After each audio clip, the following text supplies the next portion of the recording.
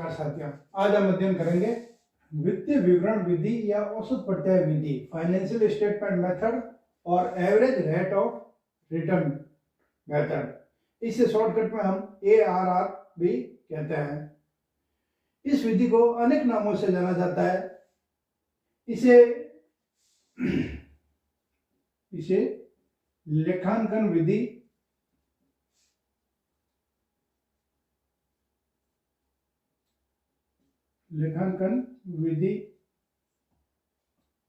अर्थात accounting method,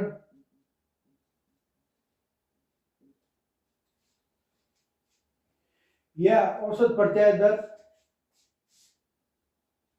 या औसत प्रत्याय दर यानी average rate of return,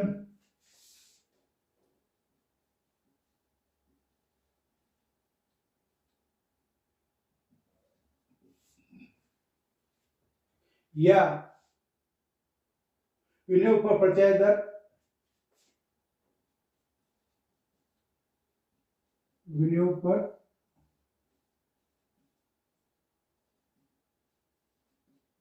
प्रत्याय there,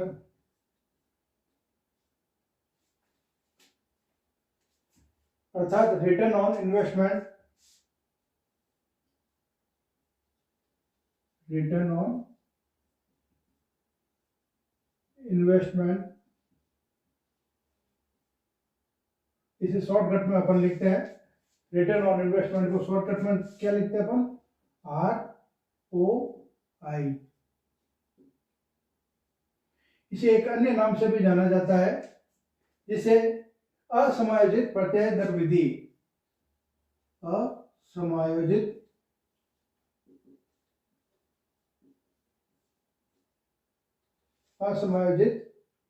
प्रत्याय there Vidhi.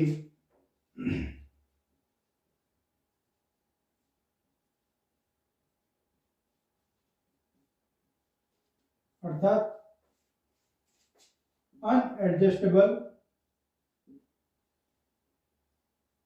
Unadjusted rate of return,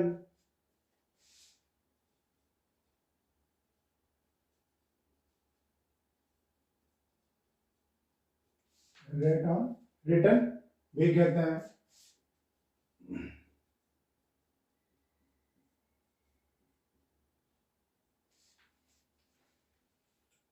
इस विधि में किसी परियोजना में किए गए विनियोग पर प्रत्याय की दर ज्ञात की जाती है। इस विधि में परियोजना में किए गए विनियोग पर प्रत्याय की दर ज्ञात की जाती है। इसमें विनियोग पर, इसमें किसी परियोजना पर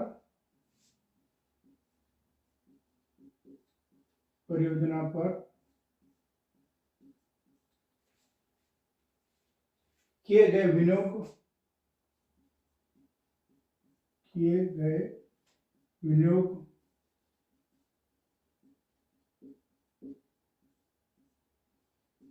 पर प्रत्याय की दर ज्ञात की जाती है।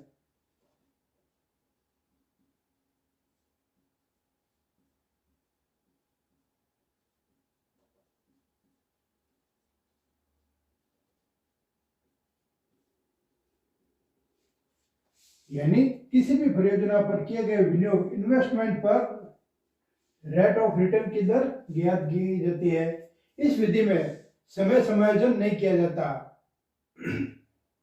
इस विधि में समय समायोजन नहीं किया जाता है। इस विधि के अनुसार जब विभिन्न परियोजनाओं का मूल्यांकन करके उनमें से किसी एक को चुनना होता है, तब सभी परियोजनाओं की प्रत्याय दर ज्ञात की जाती है। यानी क्या किया जाता है? सभी परियोजनाओं का मूल्यांकन करके किसी एक परियोजना को चुनना हो, तब उसकी रेट ऑफ रिटर्न ज्ञात की जाती है तथा सबसे ऊंची प्रत्याय दर वाली परियोजना को स्वीकार किया जाता है।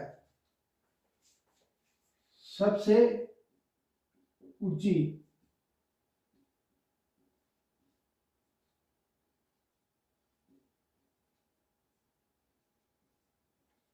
जिसकी प्रत्यय दर सबसे अधिक होती है उस प्रत्यय दर पर परियोजना को स्वीकार किया जाता है। सबसे ऊंची प्रत्यय दर वाली परियोजना को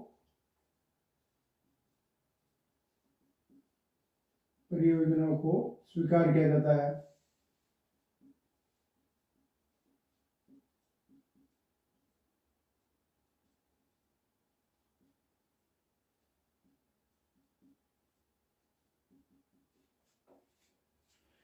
जिसकी रेट ऑफ रिटर्न हाई होगी उसको स्वीकार कर लिया जाएगा, शेष को अस्वीकार कर लिया जाएगा। इससे विपरीत जब किसी भी एक परियोजना की लेखांकन प्रत्यय दर ज्ञात करना हो तो उसे स्वीकार अथवा अस्वीकार करना हो तब परियोजना की प्रत्यय दर प्रबंध द्वारा स्वीकार न्यूनतम दर के बराबर अथवा उससे अधिक होनी चाहिए। इस विधि के अनुसार दीर्घकालीन परियोजना को मूल्यांकन किया जाता है। दीर्घकालीन परियोजनाओं का मूल्यांकन किया जाता है। इसके लिए हम अलग सूत्र का इस्तेमाल करते हैं, इसमें औसत विनियोग पर प्रत्यय दर, औसत विनियोग पर प्रत्यय दर, औसत विनियोग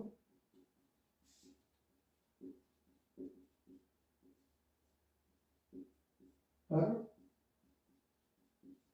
प्रत्यय दर, रेट ऑन एवरेज इन्वेस्टमेंट। इसके अंतर्गत औसत प्रत्यय की गणना परियोजना से उत्पन्न होने वाली औसत वार्षिक शुद्ध आय में औसत विनियोग राशि का भाग देकर 100 से गुणा करके ज्ञात की जाती है।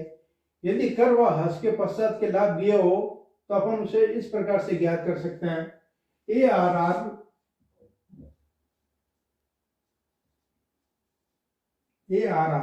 अर्थात एवरेज रेट ऑफ रिटर्न बराबर average annual income, average annual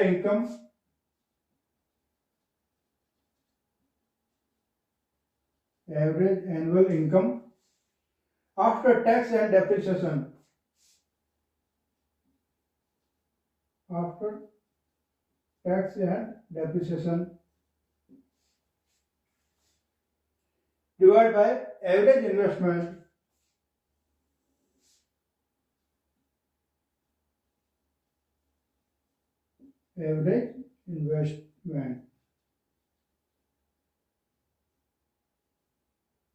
into 100। ये अपना फॉर्मूला होगा जिसमें क्या है, average annual income after tax and depreciation upon average investment into 100। यदि ये किसके लिए, ये कब होगा, जब कर व हास के पश्चात के लाभ दिए हो। ये जब कब होगा, यदि कर व हास के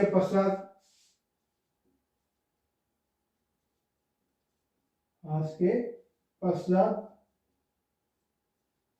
लाभ दिए गए हो।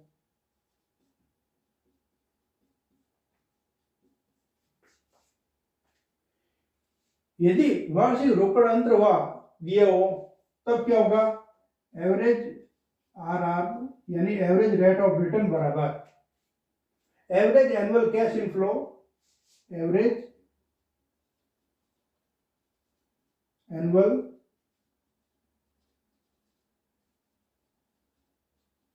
कैश इनफ्लो माइनस एनुअल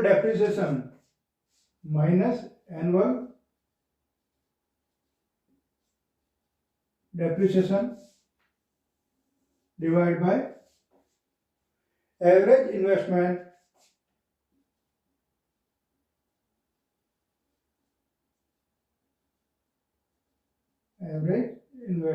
ये इसका फॉर्मूला होगा। और इसे भी मल्टीप्लाई करेंगे किससे, 100। ये मैंने बताया किस दशा में होगा, जब वार्षिक रोकड़ अंतर्वाह दिया हुआ हो। ये किस दशा में होगा, यदि वार्षिक रोकड़ अंतर्वाह दिया हो, एनुअल कैश इनफ्लो दिया हुआ हो तब ये अपन फॉर्मूला लगाते हैं, average annual cash inflow minus annual depreciation upon average investment into 100। यदि विनियोग की मूल लागत का उपयोग किया जाता है, यदि विनियोग की मूल लागत का उपयोग किया जाता है,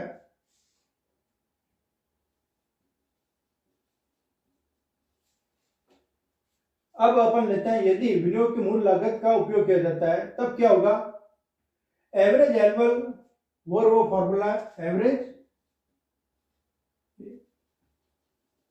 annual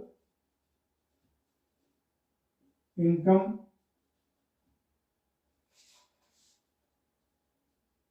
after tax and depreciation divide by original investment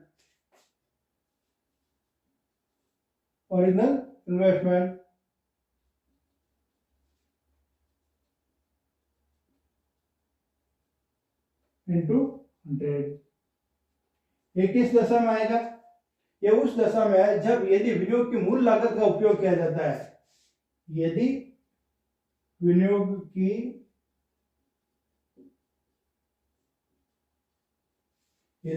की मूल लागत का उपयोग किया जाए,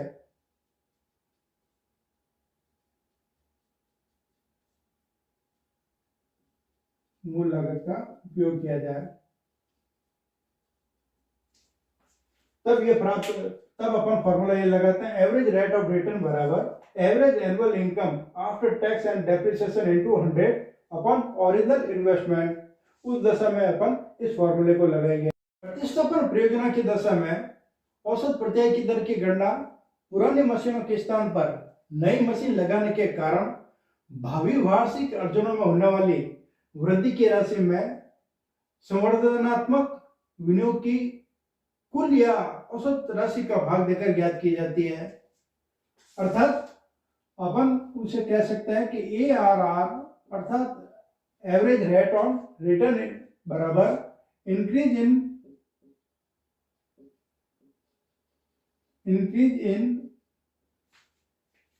एक्सपेक्टेड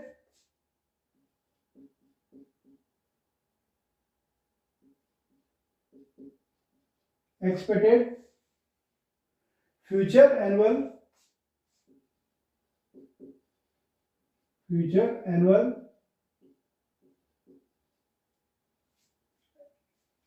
net earning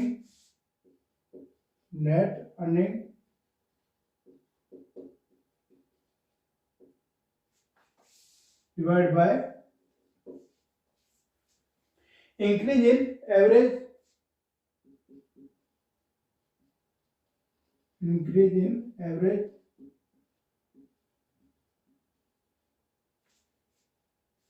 और इनिशियल इन्वेस्टमेंट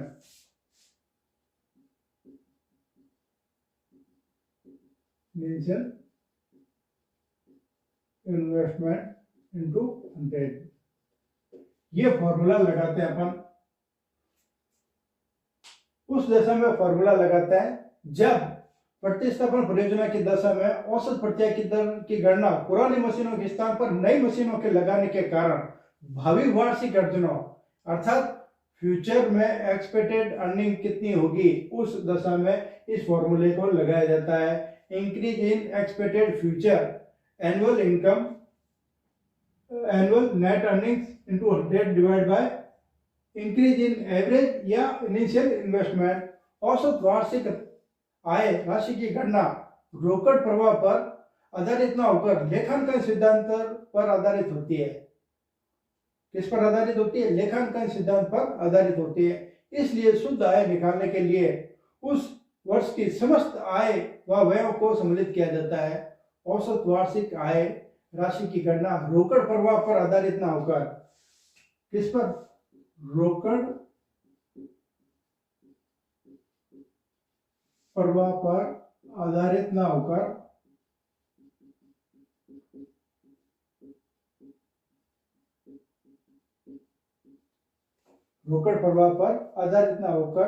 लेखांकन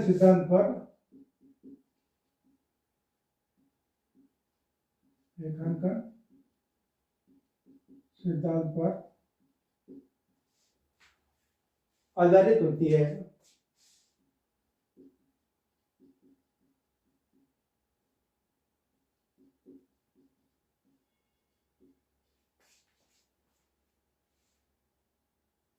ये कौन रोकड़ प्रभाव पर आधारित ना होकर कौन सी विधि औसत वार्षिक आय राशि की गणना, औसत वार्षिक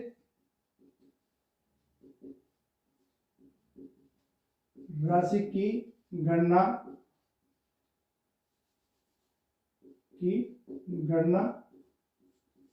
रोकड़ प्रभाव पर आधारित ना होकर लेखांकन सिद्धांत पर आधारित होती है। इसलिए शुद्ध आय निकालने के लिए उस वर्ष की समस्त आय व व्यय को सम्मिलित किया जाता है।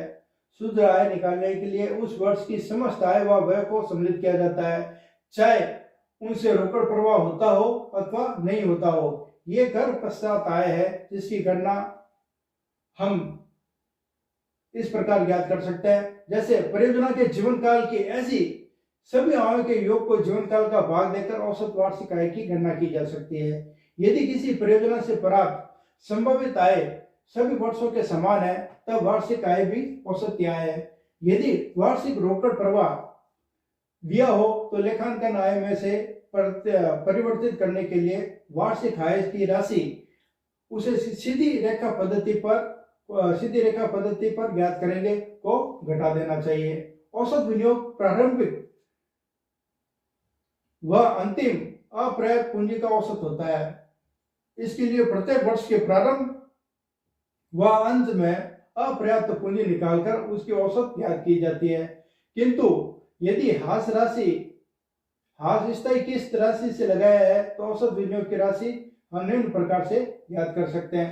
एवरेज इन्वेस्टमेंट फॉर्मूला देखो, A B average investment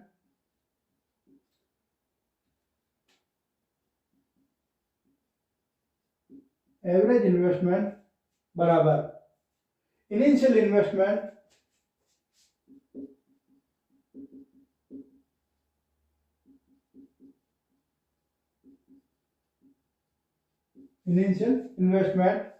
minus salvage value divide by 2 plus salvage value.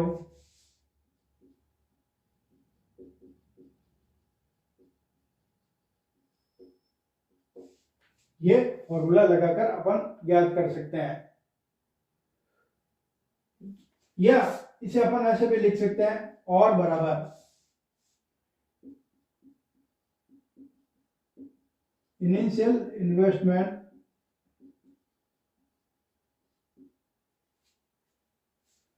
Plus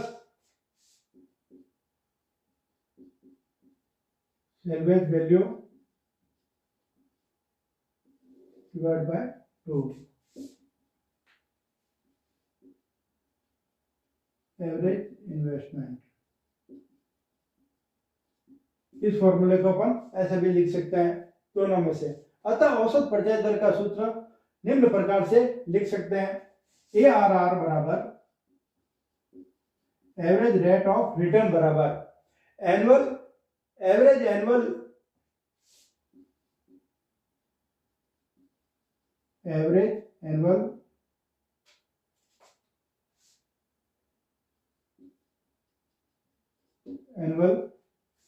income after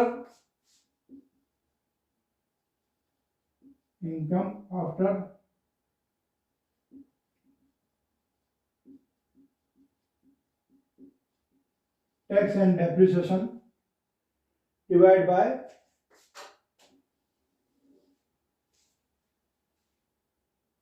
इस फॉर्मूले को अपन यहां पुटअप कर देंगे 1/2 सीधा लिख सकते हैं, या तो initial investment plus salvage value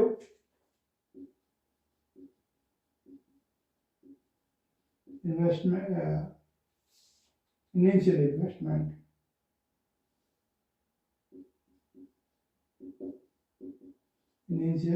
investment plus salvage value into 100, ये फॉर्मूला हो जाएगा 1/2। एवरेज इन्वेस्टमेंट को अपन यहाँ रख देते हैं, चाहे तो अपन सीधा लिख सकते हैं एवरेज इन्वेस्टमेंट, या 1/2 initial investment plus salvage value लिख सकते हैं। कभी कभी परियोजना के प्रारंभिक वर्ष में अतिरिक्त कार्यशील पूंजी की आवश्यकता होती है, एडिशनल वर्किंग कैपिटल की आवश्यकता होती है। कभी कभी परियोजना के प्रारंभिक वर्ष में अतिरिक्त कार्यशील पूंजी की आवश्यकता होती है, अतिरिक्त कार्यशील पूंजी अर्थात एडिशनल वर्किंग कैपिटल, अतिरिक्त कार्यशील पूंजी की आवश्यकता होती है जो केवल परियोजना के जीवन काल के अंत में ही मुक्त की जा सकती है। इसलिए अतिरिक्त पूंजी की यह राशि परियोजना के जीवन काल में फंस जाती है, अतः इसे उपयुक्त तरीके से गणना की गई राशि के जोड़ में जोड़ देना चाहिए। अर्थात अपन इसे ऐसे लिख सकते हैं नए फॉर्मूले में, एवरेज इन्वेस्टमेंट, इसे अपन कैसे लिखेंगे, एवरेज इन्वेस्टमेंट बराबर initial investment minus average investment बराबर initial investment plus salvage value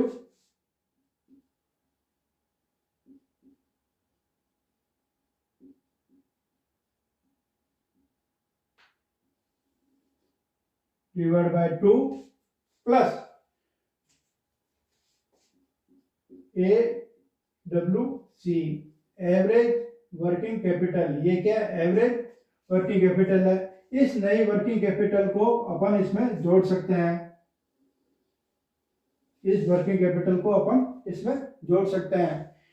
यानी ये क्या है कि प्रारंभिक वर्ष में, परियोजना के प्रारंभिक वर्ष में अतिरिक्त कार्यशील पूंजी की आवश्यकता होती है जो केवल परियोजना के जीवन काल के अंत में मुक्त की जा सकती है, उससे पूर्व नहीं की जा सकती है, अर्थात ये परियोजना में फंस जाती है। अर्थात इसे अपन क्या करते हैं, एडिशनल वर्किंग कैपिटल को इसके साथ में जोड़ दिया जाता है, एडिशनल वर्किंग कैपिटल के साथ में इसे जोड़ दिया जाता है। हम इसे एक एग्जांपल के माध्यम से समझते हैं। हम एक एग्जांपल लेते हैं जिसमें क्या करना है, average investment with the help of the flowing information assume straight line method. सीधी रेखा पद्धति पर डेप्रिसिएशन लगाया हुआ है। इनिशियल इन्वेस्टमेंट दिया हुआ अपन को कितना, 60,000। इनिशियल इन्वेस्टमेंट कितना है, 60,000 रुपीज। सेल्वेज वैल्यू दी हुई अपन के पास कितनी, 6,000। नेट वर्किंग कैपिटल या अपन इसे क्या कह सकते हैं, एडिशनल वर्किंग कैपिटल दी हुई है 12,000। और प्रोजेक्ट की लाइफ दी हुई है, expected life of project 4 years दी हुई है। हमें अपन को क्या ज्ञात करना है, हमें ज्ञात करना है एवरेज इन्वेस्टमेंट ज्ञात करना है। एवरेज इन्वेस्टमेंट देखिए, एवरेज इन्वेस्टमेंट बराबर, अपन ने 2 फॉर्मूला लिखे थे। पहला फॉर्मूला अपन ने लिखा था initial investment minus salvage value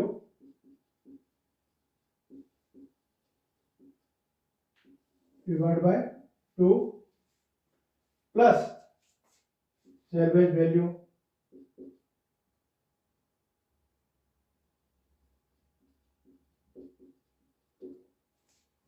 यदि अपन के पास न्यू वर्किंग कैपिटल या एडिशनल वर्किंग कैपिटल है तो इसे ऐड कर देंगे, ऐड एडिशनल वर्किंग कैपिटल या न्यू वर्किंग कैपिटल। तो देखिए आप, एवरेज इन्वेस्टमेंट बराबर इनिशियल इन्वेस्टमेंट कितना है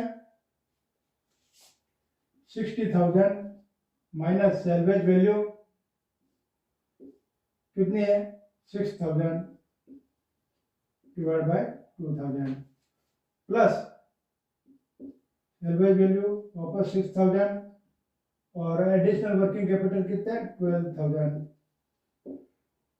फॉर्मूले को पुटअप करते हैं और अपने फॉर्मूले में वैल्यू पुटअप किए अपन ने और इसका निकालते हैं 60,000 माइनस 6,000 बराबर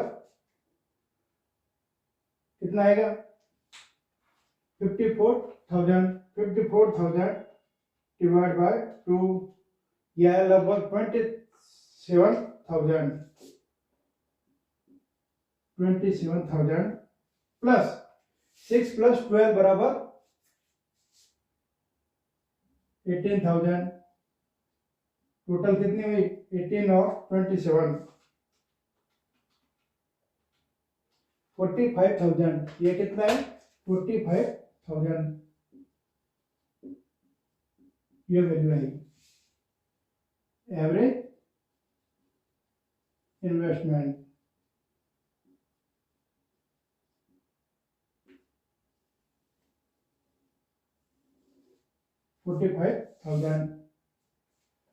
अब एक अपन ने दूसरा फॉर्मूला लिया था अल्टरनेटिव फॉर्मूला और जिसमें अपन ने क्या किया था कि average investment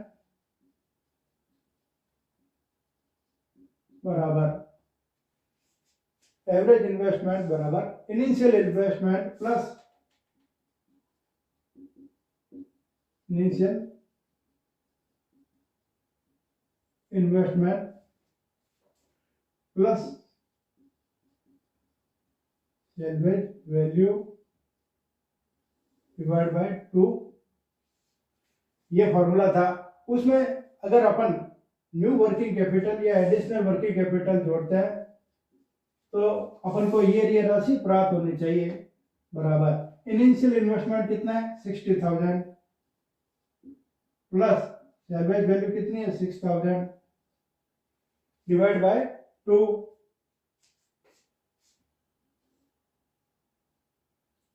plus additional working capital कितनी है 12,000। देखिए 60 प्लस दोनों को जोड़ते हैं अपन तो प्राप्त कितना होता है 66,000 डिवाइड बाय 2 लगभग 33,000 प्राप्त होता है। कितना होता है 33,000 ये आता है 33,000 प्लस 12,000 बराबर 45,000। इस वैल्यू से पुटअप करते हैं तब भी यही आता है और इस वैल्यू से पुटअप करते हैं तब भी यही आता है। अर्थात किसी भी फॉर्मूले को आप लगाइएगा तो आंसर वही आएगा 45,000 प्राप्त होता है।